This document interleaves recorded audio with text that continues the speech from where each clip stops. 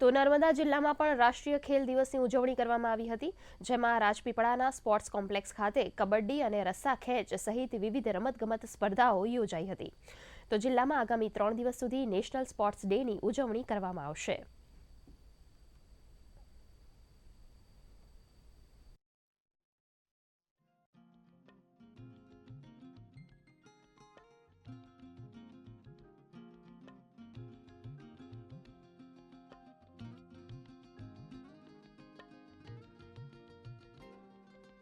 વિવિધ રમતો દ્વારા રમતવીરોને પ્રોત્સાહન આપવામાં આવે છે, એમને પ્રેરણા આપવામાં આવે છે, માર્ગદર્શન આપવામાં આવે છે.